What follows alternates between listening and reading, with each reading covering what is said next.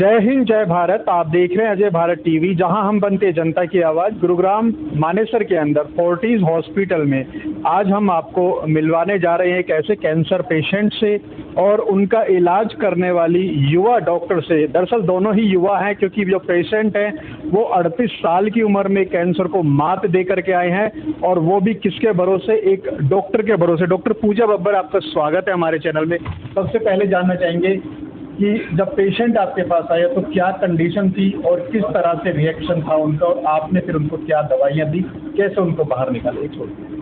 जब पेशेंट मेरे पास आए थे तो इनको राइट साइड ऑफ नेक में और फेस में बहुत बड़ा सा मास था। वो मास इनके फेस को डिसफिगर करा था, यानी कि उनको पेन हो रही थी, पेन के साथ उस मास में से ब्लीडिंग हो रही थी, इन्फेक्शन था, स्मेल आ रही थी, वजन घट गया था, भूख नहीं लग रही थी और थकावट से बिल्कुल चूर आए थे ये ओपीडी में। आपने जब देखा इनको इस तरह की हालत है, उससे पहले भी आपने बताया था कि कई और नामी हॉस्पिटलों में गुरुग्राम के अपना इलाज करा चुके थे, लेकिन वहां से थकने के बाद में फिर यहाँ पर पे आए, तो फिर क्या कुछ ट्रीटमेंट इनको दिया गया, किस तरह से रिकवरी? इनको हेड एंड नेक में एक कैंसर होता है, सिलिवरी ग्लैंड कैंसर। ये एक पैरोटिड का म्यूको एपिडर्मोइड कार्सिनोमा है। ये जो इनका कार्सिनोमा है, इसकी जो शुरुआत है 2014-15 से हुई। ये 4 या 5 बार ऑपरेशन भी करा चुके थे और 2-3 बार कीमो भी ले चुके थे, बट ये सब करने के बाद भी इनकी बीमारी टाइम के साथ बढ़ रही थी। तो इसके बाद हमने इनकी बायोप्सी की। बायोप्सी से हमें ये पता चलता है कि बीमारी का क्या नाम है, क्या प्रकार है। बायोप्सी करने के बाद हमने इनका मॉलिक्यूलर टेस्ट किया, यानी कि इस टेस्ट से हमें ये पता चलता है, ये एक तरह का जीन टेस्ट होता है, मॉलिक्यूलर टेस्ट होता है, जिससे हम पेशेंट की जो बायोप्सी जो टिश्यू है, जो बीमारी है, उसमें से हम डीएनए को एक्सट्रैक्ट करते हैं और डीएनए में जो खराब जीन है, जिस जीन के चेंज की वजह से ये बीमारी हुई है, उसका पता लगाते हैं। उसके बाद उस जीन के अगेंस्ट एक टैबलेट है, उसकी हमने शुरुआत की, जिसे हम कहते हैं ओरल टारगेटेड थेरेपी। और महज 3 से 4 महीने में इनकी जो राइट साइड की बीमारी थी, जो लेफ्ट साइड में भी फैल गई थी, वो पूरी की पूरी गायब हो गई। आपने बताया कि 3 से 4 महीने का समय लगा। वो बीमारी जो पिछले 10 साल से ये लेकर के घूम रहे थे अपने साथ में, आपने 3 से 4 महीने में इनको ठीक कर दिया। तो क्या कुछ मैसेज बाकी लोगों के लिए, बाकी सर्वाइवर के लिए आप देना चाहेंगे के पास यहाँ फोर्टिस हॉस्पिटल में आए और इलाज? उम्मीद जो जगी है जो आपको देख करके कि आपने जो इलाज किया है वास्तव में काबिल तारीफ है, तो क्या कुछ मैसेज उनके लिए होगा? मैं हर कैंसर पेशेंट या उनके रिलेटिव से एक बात कहना चाहूँगी कि अब इंडिया में हर तरीके का इलाज संभव है। आधुनिक से आधुनिक टेक्निक, दवाइयाँ, सर्जरी, रोबोटिक, रेडिएशन, हर तरह की टेक्निक प्रस्तुत है। फोर्टिस हॉस्पिटल में हमारी एक टीम है, कैंसर टीम। हम यहाँ मानेसर गुरुग्राम में सेवाएं दे रहे हैं कैंसर की, और हम यहाँ पर उपलब्ध है। इस एरिया में कैंसर के जो मरीज़ है उसके लिए ये हॉस्पिटल खोला गया है, क्योंकि मानेसर, रेवाड़ी, भिवाड़ी, नारनौल और इस साइड के जो एरिया है, इनको पूरी तरीके से गुरुग्राम जाना होता है। इनको 1.5, 2, 2.5, 3 घंटे तक लग जाते हैं अपना इलाज कराने के लिए। उनके लिए ये हॉस्पिटल खुला है। ये बहुत ही पास में है। हार्डली जो आपकी ट्रैवलिंग 2.5-3 घंटे की होती थी, आप आधे घंटे में आकर अपना ट्रीटमेंट ले सकते हैं। सारी सुविधाएं उपलब्ध है। और मैं हर पेशेंट से एक बात कहना चाहूँगी कि देखिए, हिम्मत रखिए। कैंसर का हर इलाज इंडिया में अवेलेबल है और हम बैठे हैं हर मरीज को बेस्ट से बेस्ट ट्रीटमेंट और आउटकम देने। बस एक चीज़ है कि कैंसर का कोई भी लक्षण हो, उसको जल्द से जल्द पकड़िए, उसके बारे में जागरूक रहिए, क्योंकि जितनी जल्दी हम कैंसर को डिटेक्ट करते हैं, उतना अर्ली कैंसर का स्टेज होता है और उतना अच्छा उसका सर्वाइवल का चांस है। हमें ऐसे जो कैंसर वॉरियर है उनसे सीख मिलती है, हिम्मत मिलती है कि ये 10 साल से एक बीमारी से जूझ रहे थे, 4 से 5 बार इनकी सर्जरी हुई, इतनी सारी कीमोथेरेपी हुई, फिर भी इन्होंने हिम्मत नहीं हारी तो हमारे लिए हर कैंसर पेशेंट एक वॉरियर है, जिसकी एक यूनिक स्टोरी है, एक अपनी स्टोरी है, और वो हर एक स्टोरी हर कैंसर पेशेंट को हिम्मत देती है। सर, स्वागत है आपका हमारे चैनल में। सबसे पहले शुभ नाम आपका जानना चाहिए। नाम है सर नवीन कुमार। नवीन जी, कहाँ से बिलोंग करते हैं, कहाँ से आए? मैं सर झज्जर से बिलोंग करता हूँ और गुड़गांव में जॉब मेरी रही है कभी से। नवीन जी, कब किस साल आपको पता चला और कैसे पता चला कि ये कुछ बीमारी है जो कैंसर का रूप ले रही है, और कैंसर के बारे में सुनते ही लोगों के मन में एक भय, एक डर जो है उत्पन्न होता है कि अब जिंदगी खत्म, उसके बारे में बताएं।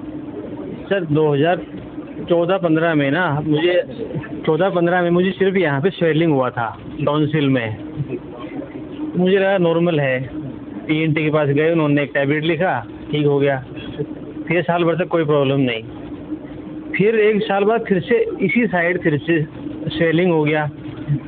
मुझे लगा ये फिर से हो गया तो कुछ सीरियस मैटर तो नहीं है, कि आजकल हर सबको पता है कि कुछ ना कुछ प्रॉब्लम आजकल हो जाती है और बड़ी सीरियस होती है।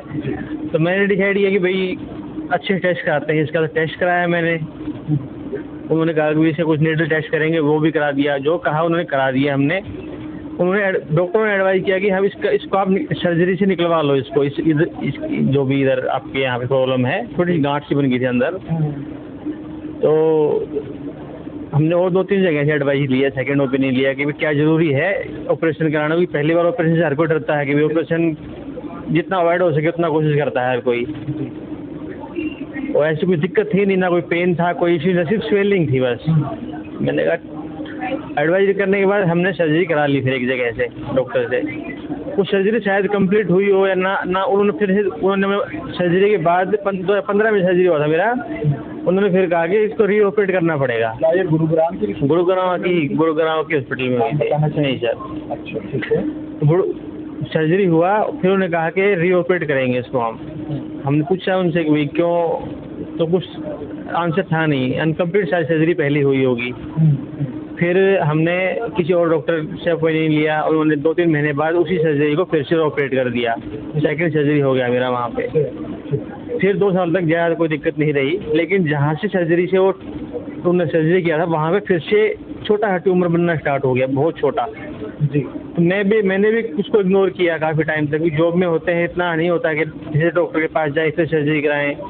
तो वो धीरे धीरे बढ़ता रहा और 1-1.5 साल तक वो थोड़ा सा बढ़ गया, दिखने लग गया फिर मुझे वो बाहर वो। फिर मैं डॉक्टर से अपॉइंटमेंट लिया, फिर मिल के आया उनसे। फिर उन्होंने कहा कि भाई इसको आपको पहले आ जाना चाहिए था जब आपको पता लगा। तो फिर उन्होंने कहा फिर से निकालना पड़ेगा। फिर सर्जरी उन्होंने फिर 3 सर्जरी हो चुकी है। हाँ, तब तक मेरे को किसी ने ये नहीं बताया था कि आपको कैंसर की प्रॉब्लम है या बहुत मेजर इश्यू है या फिर आपको इतनी बड़ी दिक्कत हो जाएगी, क्योंकि ऐसा कुछ था ही नहीं। डॉक्टर ने कहा था माइनर से आपका आधे घंटे का प्रोसीजर है, आप डे केयर में आप घर चले जाओगे। तो इतना कुछ था नहीं कि कैंसर जैसी प्रॉब्लम मतलब मेरे अंदर पनप रही है।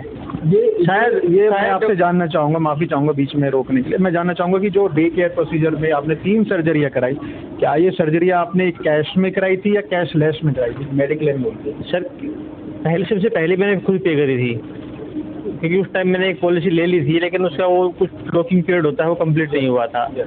जब वो चीज़ें कवर हुई तो थोड़ा बहुत क्रीम, उसके बाद जो सर्जरी हुई है कुछ अब वहाँ से अमाउंट मेरा कवर हो गया इंश्योरेंस से। तो फिर जब आपको ये कैसे पता चला कि अब आपको कैंसर है, ये कैसे? तो 3 सर्जरी हो गई सर। 3rd के बाद भी ज़्यादा दिक्कत नहीं थी, लेकिन तीसरी सर्जरी के बाद फिर से जब मैंने सर्जरी करा ली वो, तो फिर मेरे लेफ्ट साइड में सेंसेशन स्टार्ट हो गई और जो ये सर्जरी हुई थी वहाँ पर रेड रेशेज आगे स्टार्ट हो गए। तो मुझे लगा कि कुछ, फिर मैं डॉक्टर को फिर तुरंत लास्ट टाइम में लेट कर दिया था। मैं तुरंत चला गया उनके पास कि भैया आप बताओ ये प्रॉब्लम हो रही है मुझे। फिर उन्होंने कुछ टेस्ट एडवाइज किए मुझे, क्या ये टेस्ट कराओ, तो वो टेस्ट कराए। फिर उन्होंने लेफ्ट में भी कुछ गांठ बन गई थी यहाँ पे, तो उन्होंने फिर इधर की लेफ्ट की सर्जरी हो गई वो। तो 4th सर्जरी मेरी वहाँ पे हो गई। उसके बाद ज़्यादा दिक्कत नहीं थी, लेकिन जो रैशेज बने थे यहाँ पे उसके लिए उन्होंने पहली बार मुझे बोला कि आप रेडिएशन ले लो, क्योंकि आप बार आ रही चीज़ें ये रेडिएशन ले लोगे तो हो सकता है कि ये चीज़ें यहीं ख़त्म हो जाएं। मतलब कैंसर है ये तब भी नहीं बताया? मतलब कैंसरस होती हैं, बोला उन्होंने, मुझे कहा था कि सभी गांठें कैंसरस होती हैं, लेकिन कितनी हार्मफुल हैं, कुछ हार्मफुल कम होती हैं, ज़्यादा टेंशन वाली बात नहीं है, ऐसे मुझे बोला था उन्होंने उस टाइम पे। तो जब पहली बार मुझे रेडिएशन एडवाइज किया गया था तो मैंने ओके बोल दिया था, ठीक है आप करा दी, क्योंकि 4 सर्जरी हो चुकी थी, ऑप्शन कुछ और समझ में आ नहीं रहा था। लेकिन रेडिएशन के लिए जब गए तो लेफ्ट की सर्जरी भी हुई थी और राइट में भी प्रॉब्लम थी, तो रेडिएशन वालों ने ही फिर मना कर दिया कि भाई दोनों एरिया में रेडिएशन पॉसिबल नहीं है अभी। तो उसके बाद कीमो एडवाइज हुआ कि भाई आप कीमो पे आपको डालना करना पड़ेगा ट्रीटमेंट आपका। तो फिर मैंने कीमो का नाम सुन के थोड़ा मैंने उसको चीज़ों को डिले किया, अवॉइड किया, कहीं और डॉक्टर ढूंढने स्टार्ट कर दिए, कहीं और ओपिनियन स्टार्ट कर दिया। तो फिर जयपुर में मैं एक डॉक्टर से मिला, उन्होंने फिर मुझे एक टेस्ट किया, बोला रिपोर्ट आने में टाइम लगेगा, तब तक हम आपको कीमो स्टार्ट करते हैं। तो वहाँ पे मैंने कीमो लिया, फिर 3-4 डोज मैंने वहाँ पे लिया, लेकिन 4 डोज के बाद भी प्रॉब्लम में कमी नहीं, कुछ ना कुछ 2-10% का इंक्रीज हुआ था, बढ़ाई था वो, कम नहीं हुआ। फिर डॉक्टरों ने उन्होंने बोला जी हमारे पास यही ट्रीटमेंट है, ज़्यादा कुछ इसके अलावा हमारे पास है नहीं इसके लिए सॉल्यूशन, आप कहीं और बेटर जगह दिखाओ। अब उस टाइम तक क्या था, मेरे को पेन नहीं था कहीं भी, बस ये था कि वो चीज़ें बढ़ रही है, धीरे धीरे दिख रही है मुझे, लेकिन बाहर वो पेन नहीं था। तो और जॉब वाला आदमी है वो सोचता है यार चल ठीक है, काम चल रहा है, दिखाता हूँ, वहाँ दिखाऊंगा, नहीं दिखा, कभी दिखा पाया कभी नहीं दिखा पाया, एडवाइस लेते रहे, टाइम निकल गया इसी में। जैसे आपको अब ये लग रहा था कि कहीं कैंसर का नाम सुनते ही नॉर्मली लोगों को लगता है कि भाई अब शायद ज़िंदगी ख़त्म है, तो कैंसर किस साल आपको पता चला था कि कैंसर है? ये मुझे जब 17 के बाद, जब 18 में, जब मेरे 18-19 में मेरी सर्जरी हुई ना लेफ्ट साइड की, 19 के बाद, तब मुझे को उन्होंने बताया कि जब उन्होंने मेरे को बोला ना कि रेडिएशन मतलब कैंसर, भाई कुछ तो इश्यू बढ़ गया है और वो भी गला है यहाँ पे, तो दिक्कत है। सबके बाद आपने इधर उधर काफ़ी इलाज कराया, लेकिन ये पकड़ में बाद में आया, और उसके बाद फिर किस तरह से कि आपको लगा कि भाई फोर्टिस हॉस्पिटल मानेसर है, ये ही आपका इलाज सही से कर सकते हैं? मेरा एक फ्रेंड है सर, उसके कुछ पेशेंट होगा जिसने मैम को दिखाया होगा, तो मैं थोड़ा ITI वगैरह फाइलिंग करता हूँ, तो मैं उसके ITI फाइल कर रहा था।